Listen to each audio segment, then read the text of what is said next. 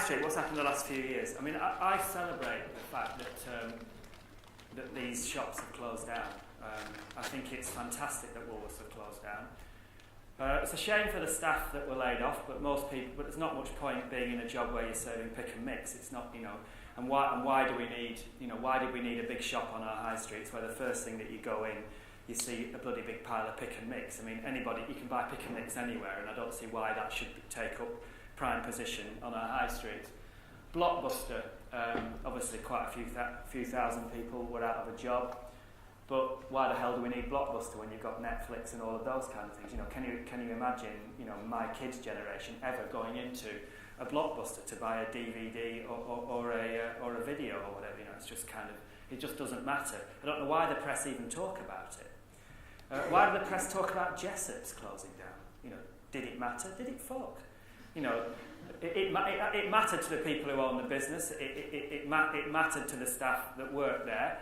But what's the point in working in a business that's completely outmoded and nothing to do with future generations?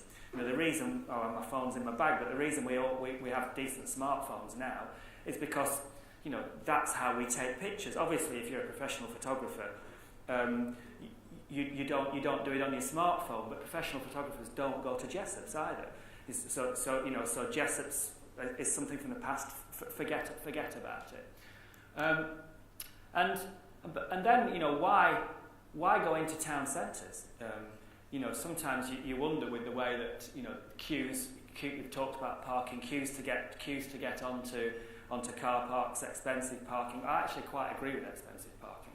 And the reason why is, I would like, you look at, there is so much research out there from all around the world to show that where you take cars out of a city, contrary to that thing about without cars, how do people carry their bags with the stuff that they buy, but shops take more money. And shops that are forward thinking know that nowadays and the future is not about people physically buying a large item and carrying it home and managing it to their car on the car park and then carrying it out from their car into their home. It's about having it delivered to you. The way that the world is going and the way that technology is taking us is life is becoming simpler, and we can either remain Luddites and think, wasn't the world better in the past, or we can embrace the wonderful world that our kids are in at the moment, and it is a wonderful world that they're in. I believe now that the Industrial Revolution that made the town that I'm from, Blackburn, and from where my wife's from, Burnley, and also in Yorkshire as well, will be seen as a secondary revolution and not as positive as a revolution that we're going through right now. We're going through a technological revolution that will change this world for the better. And like everything, there will be teething problems. There was teething problems with the Industrial Revolution, with labour rights and all of that. But we're getting to a point now, I think, where we're probably past, and the new revolution that we're going through now is more impactful than the Industrial Revolution ever was. And if this means going into town and seeing that, I don't want to go into town because that's just misery. Seeing a street, a council that will allow, apart from shelter, I'm totally happy with shelter being there, but there's too many streets like that make me miserable about being in our town centres, and I don't want to be miserable. And so, we have to fight. I would rather see a boarded up empty shop. I would rather see because what a boarded up empty street says to me is opportunity, and I'll come on to that in a minute. It says that we're in flux and there is opportunity. What a street like this says to me is, my God, what direction is society going in at the moment? I don't want to see any more Morrisons building walls like that. I don't want to see any more. I don't want to see shopping centres that look like that. In fact, so much retail to me is. Harrogate looks lovely. I've been out running this morning, and Harrogate in general looks lovely. But there are too many shopping experiences that just make me want to go and do something else apart from shop. And we must fight against it. If I see another shopping centre with a palm tree inside it, I'll do me nutting. And so, as a result of that, even though I'm not the biggest Amazon fan, I'll accept it. Because I think the difference between some of the miserable retail experiences that there are and going on Amazon, I'm starting to choose Amazon, and not because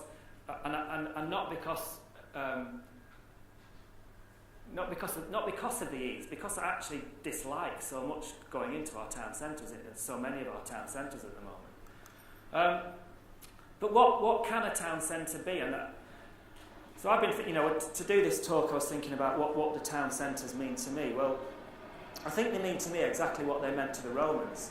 A town centre to me has always been a place where I go to see people more than anything.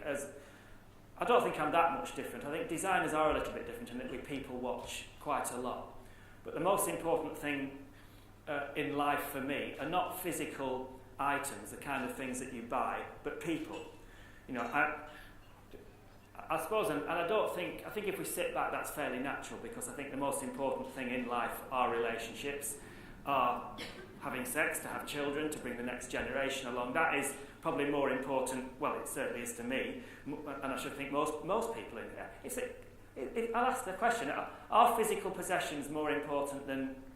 Who in here likes the idea of shopping more than sex? Oh, seriously? Yeah.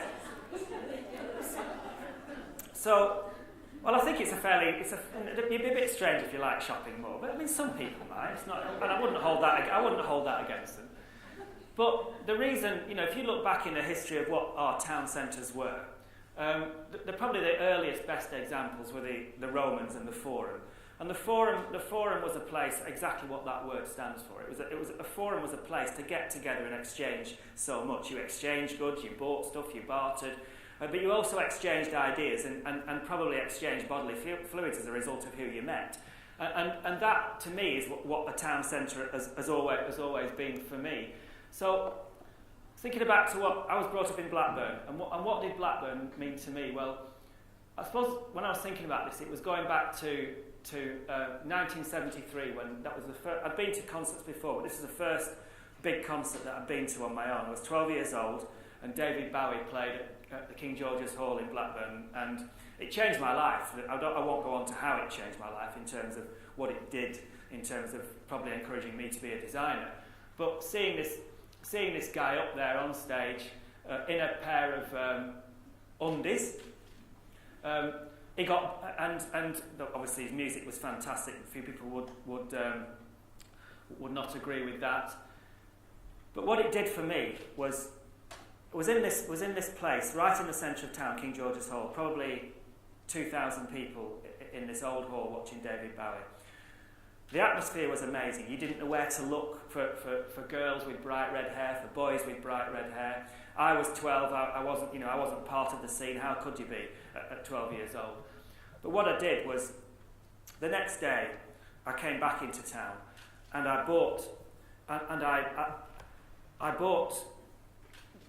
Spiders from Mars LP from Ames's record bar. I've still got that. I think I've still got. There's the Ames's record bar. Still got my old. These are my old tickets, old pictures. It meant so much that I kept everything. Still got the album now. I went to Clobber, a shop called Clobber, and bought a tank top with Galen on the front from Planet of the Apes. Don't know where that was from. And a pair of bright yellow, canary yellow trousers. The following day after that, I had the guts to ignore my mum and I get my hair dyed bright red and a feather cut in the centre of town. What that inspired in me was the people that I saw with their red hair, David Bowie and his amazing music and stage presence. That enthused me to go back into town and to shop. And that really is what it's about. That's what a town. Everything is encapsulated in that. Entertainment, seeing other people, being influenced by other people, and then being able to shop. And from there, that was the start of me being obsessed with music and fashion. In a parallel town, 10 miles away or so, There was Geraldine, that's us two there. She'd been through a very parallel thing. She'd left school at 15 with no qualifications whatsoever, apart from CSE, grade C in art. We met in a disco in the town centre in Burnley, Angels in Burnley. Our lives were all about town centres. Blackburn had the Golden Palms, the Cavendish, and various other places. Burnley had the Cat's Whiskers and the Amazing Angels. On a Wednesday night we met, a Northern Soul night. There was this amazing looking lass, quite clearly she'd made her own clothes and she had knitting needles in her hair. And how can a young man refuse to want to dance with a lady with knitting needles in her hair? So I sidled up to her, had a dance, we exchanged numbers, and a few weeks, maybe a couple of months later, we decided to give it a go in That There London. We'd heard in That There London there was we had shared loves in life of music, dancing, fashion, watching bands, and we'd heard in That There London in the city centre there were more bands to watch, there were more independent clothes to buy, there was more record shops and more discos, and so we went down there. And the first thing that I did is I formed a band in the first week of being in London. That's me. We were cool, weren't we? That's 1979, and anybody that's played in a band will know it costs money, and you have to pay for your rehearsal space. And I took the money from our renting that was kept on the mantle. We were renting a flat. We both went down £50 each, and we rented a flat that was £12 a week, £6 each a week in northwest London. And I took the rent money out to pay for the rehearsal studios, and the band, who were all on the dole, couldn't pay me back that particular week. So we had to get some money because we were short of money for the rent that was due on a Monday. And we decided that we would empty our wardrobes. Geraldine had all her clothes were made herself. She'd been making clothes since she was a kid. And I was 100%, always wore second-hand clothes, and I also had my punk clothes as well, which I partly made myself and with the help of my mum. And so we emptied them on Camden Market. The rent was £6. This new market, it was a new bit of Camden started, we read about it in Time Out, and the rent was £6 a day.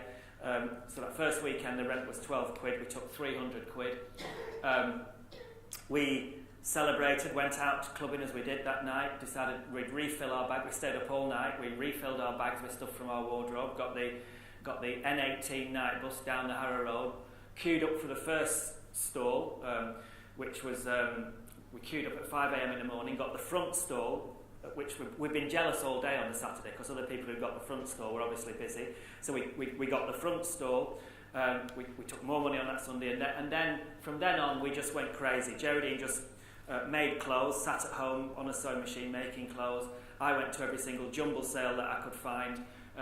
My nan told me about these things called shoddy and mungo yards, which were prototype recycling yards. There was 8 of them, all in Dewsbury, not too far from here. The whole industry of that's where the word shoddy clothing comes from, obviously, isn't it? You know, the whole industry was based in Dewsbury, and we became literally the first people to go there. Leave examples of all the stuff that we could sell with the old ladies that were doing the sorting. It was I could do a whole talk about that particular building. It was amazing. You could do a film about what was going on in there. And this was 1979, 1980 really, and they would save out all the stuff that we wanted, and eventually it got to the point where me and Geraldine were taking £2,000 each in our pouches, just out at Camden. We were still, I think I was 19 and Geraldine was 18 by the time it got to. So that was a lot of money back then, an awful lot of money. We were taking that much in a weekend on the market. And then my granddad came up with this amazing idea, because every time we got a pair of old Dr. Martens, it was that the fashion was called the Hard Times look, and it was, a pair of beaten-in Dr. Martens, a pair of Levi 501s distressed at the knee, and either a battered leather jacket or a MA1 flight jacket. And every time we got a pair of old Dr. Martens that were not split, we would sell them for more than you could buy a new pair from the shop round the corner, because as long as they were artfully broken in. But we could never get enough of them. And my granddad said, "Do you remember when you had a pair of Dr. Martens when you were a Slade fan and they split? And I fixed them with my soldering iron. and I melted the bottom and then put the line dead straight, and they never split again. I said, yeah, I do remember that. I said, you need to track down the manufacturer and see if they get any more broken ones. So we tracked them down to Wellingborough, found this warehouse full of worn returns, they were called, bought them all off Dr. Martens. We eventually became designers for Dr. Martens, and I became MD of part of their business. But this was our first foray into meeting Dr. Martens. We bought 600 pairs on that first trip to them. My granddad bought 6 soldering irons, taught the band, who were all on the dole, how to fix them, paid them £1 each, so they were on piecework, and so it was costing £1 to get them fixed. 10p we bought the Dr. Martens for, and petrol money, and we were selling them at 30 quid, and it got to the point where we were taking £5,000 each in our pouches. I think that I might have just been 20 by the time we got to £10,000 a weekend, and Jodie was 19, and we bought our first 3-bedroom house, Victorian house in London for cash when Jodie was still in her teens. And we'd come down to London less than 2 years early, 18 months, maybe between 18 months and 2 years earlier, with £50 each in our pockets, both from working class backgrounds. Jodie was from a 2 up, 2 down workers' cottage in Paddy, and worked that one out. One of 5 sisters living in 2 bedrooms. Mum and Dad in 1 bedroom, sisters, all the other sisters crammed into the other, with one sleeping downstairs, I think. And I was from a single parent family living in a council estate in Blackburn. And anyway, the next stage of the story was that Jodie took a stall in Kensington Market. Is anybody old enough to remember Kensington Market? So Kensington Market was an amazing place in Kensington High Street, prime location. It was probably a building about 3 times the size of this room that we're in, more than that. Split onto 4 stories. Old department store split up. You could hire a space half the size of this stage. Jodie hired one for £12 a week. Took a sewing machine in there, made 8 items of clothing. Didn't put a name in it, didn't come up with a label. She bought the fabric as remnants from Blackburn Market. She was next to somebody who was starting up a small business doing hairdressers, which went on to be quite famous. They were called Cut. They ended up with owning a shop on Kensington Church Street called Cuts. Johnson's was selling reproduction 50s clothes, was opposite her, and then there was somebody else selling last night's bootleg tapes of a Joy Division concert. That it was everything you'd want to be if you were into being young and being cool. In her 3rd week there, I got this phone call from her saying, "Oh Wayne, we've just had our first wholesale order." I said, "Oh, that's fantastic. Another shop wants to buy your stuff." She said, "Yeah, but it's massive." I said, "What do you mean it's massive?" She said, "Well, I've got 8 styles of clothing." She used to sit there. And she'd made 8 styles, and if somebody bought one, she'd just remake it, or if she didn't have the size for somebody, she'd say, "Hang on a few hours, come back, I'll take a deposit and I'll make your size for you." So it was almost like bespoke tailoring, and at high street prices. And she said, "Well, I've got 8 styles. Somebody's come in and ordered 200 of each." And I said, "What?" I said, "You can only make 3 on a quiet day when you haven't got many customers."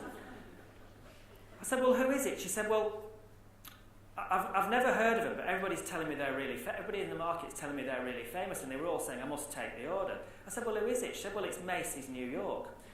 And I'd travelled once. I'd been to Benidorm. She'd been to Torremolinos. I know you've got Leeds Bradford, and you can fly to Malaga. You've got it all here. So we'd never heard of Macy's New York. Why would we have done? Evidently, they'd walked up from London Fashion Week, which again we'd never heard of, which was taking place. It was only a small event. It was taking place back then. It was only small. Taking place at Olympia down the road. We got advice from the BKCEC, the British Knitwear Clothing and Export Council, who said, I remember going in there. We were just kids, and they were saying, "Who's your manufacturer?" And I said, "Her."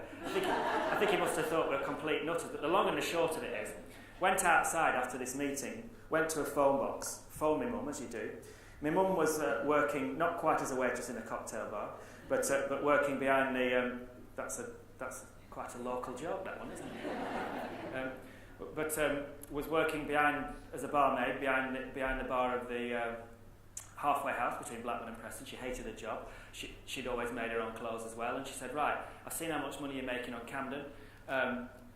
Give me some of that money. I'll buy some old machinery, some second-hand machinery, I'll find a rental space, and she found this old nurses' uniform factory in Blackburn, bought the machinery, rented the space. Geraldine's sister, who was working in Riley's snooker tables in Accrington, was also a seamstress. She left her job. Other members of the family left. We got other people to work in there. We ended up with about 20 seamstresses.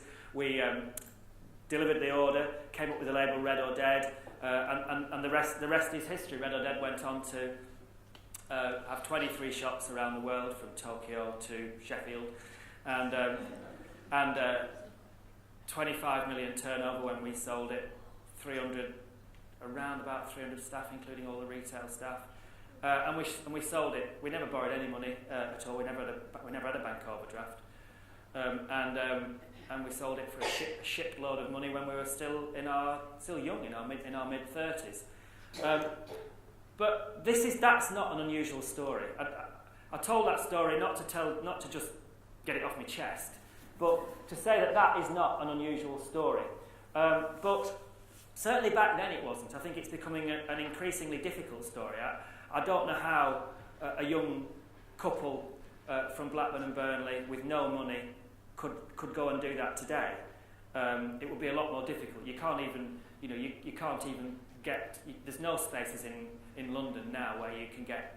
Camden, the rent on our space is over £1,000 a week. So it's not as if you could just do it out of the 50 quid that you'd turned up in a city with. You just can't do it, and we have to work very hard, because if you look at some of our favourite retailers, and they might be, and the top left-hand corner, I love that picture of Richard Branson. So good, isn't it? But Virgin, they may not be everybody's idea of a great, Virgin Active Health Clubs and Virgin Records and all of that, but they are great retailers, and he's got a great attitude. We work with Virgin Rail, and they're an amazing company to work with.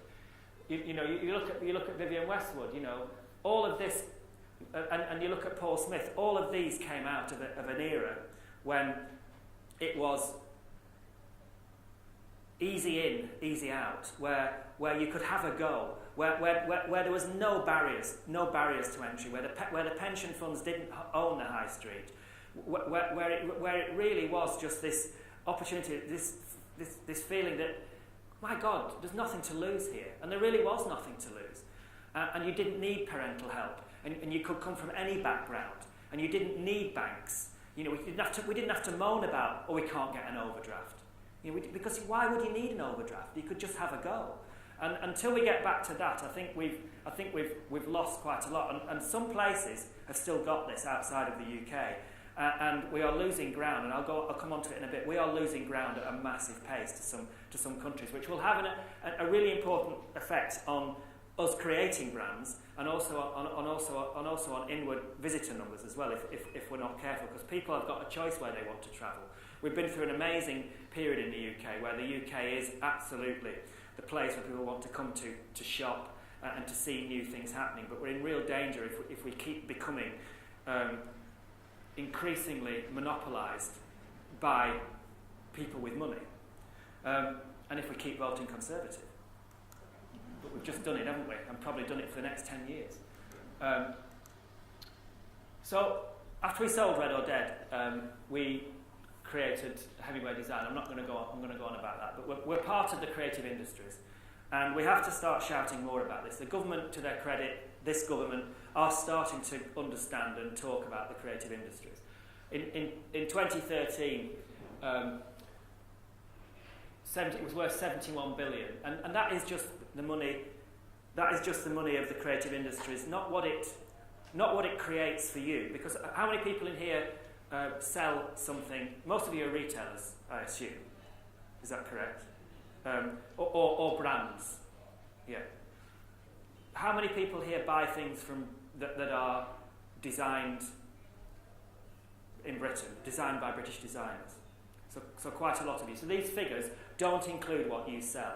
So in other words, I could, if I wanted, inflate these figures to say the value of the creative industries are actually worth this and the price, and some of the price that you get when you sell it in your shops. It also generates the biggest job increase in 2013 was in the creative industries. It created 144,000 extra jobs, and that was net of any that it lost. And the most exciting thing is it's the biggest increase in exports are coming from the creative industries. The creative industries include television. We're doing amazingly at television. Include film. It includes web design. So it's everything to do. It's everything that is designed and classed as creative. It doesn't include architecture, which is a bit strange. But the world at the moment, the best. Who's been to the Mitte district in Berlin? Has anybody been? What do you make of it? Oh, that's it. I mean, it's amazing. You don't need to say any more. You've just said it. It's inspiration. You've said everything. It's what you want it to be. It's inspirational. Those two ladies should have sold it for all you lot to get a plane booked, and seriously, or get a train or whatever, and go and see it. For me, it's the future.